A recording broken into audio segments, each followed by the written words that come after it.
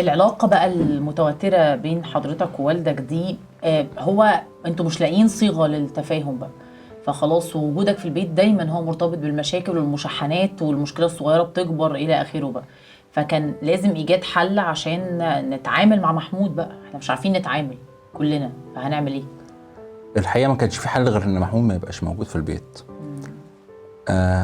ابويا حاول ان ده يبقى تحت عينه، فكان مثلا بيجيب لي شغل في الاجازة ان اروح اشتغل في مركب ترسى على البر كل 15 يوم.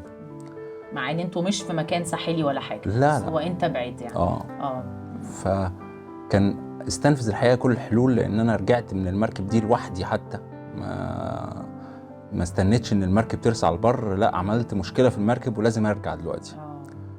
ففقد الامل الحقيقة ان هو يبعدني لان انا ببقى دايما مصدر المشكلة.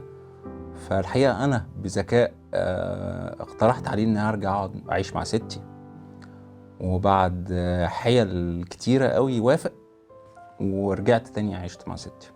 الحقيقة النقطة بتاعت العيشة مع ستي ده انا خدت صك حريتي، وان انا اعمل كل ما مراهقتي عايزاه اعمله بكامل حريتي.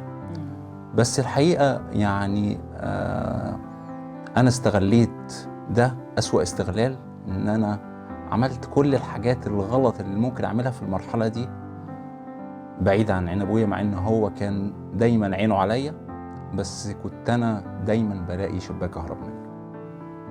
طبعا اكيد كمان سفرك البحر الاحمر ده خلق تاني جدار بينك وبينه، حسسك ان هو رافضك، حسيت ان هو مش عارف يتعامل معاك، فانت بدل ما تقعد معايا تكلمني، يمكن ده عرفته لما كبرت مثلا، بدل ما تتناقش معايا انت بعتني.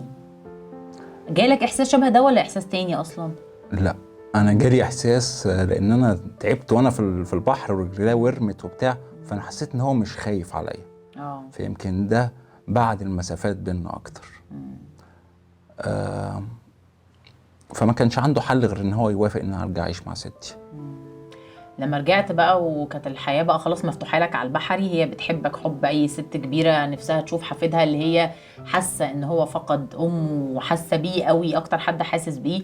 وزي كتير من الناس الكبار ممكن يكون الحب الزيادة مش أفضل حاجة بناخدها يعني بشكل سليم.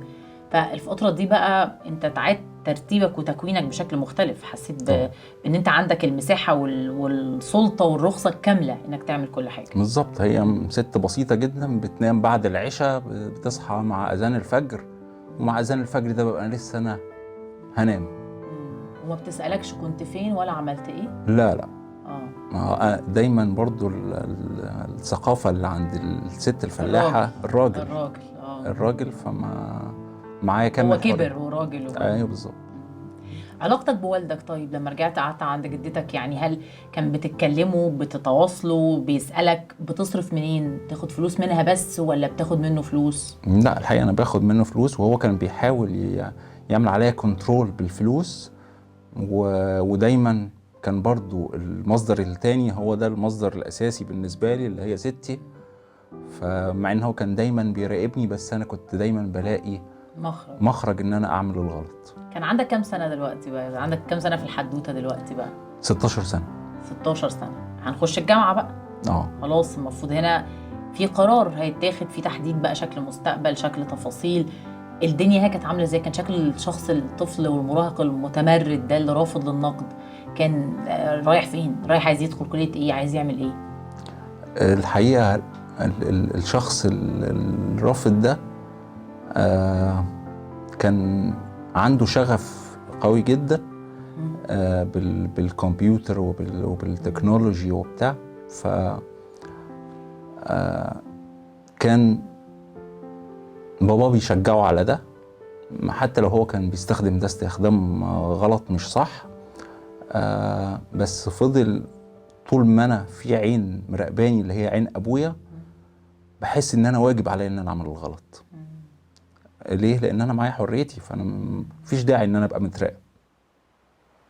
عايز تثبت لنفسك ان انت بالزبط. قادر وان انت تقدر وانك تعرف يعني.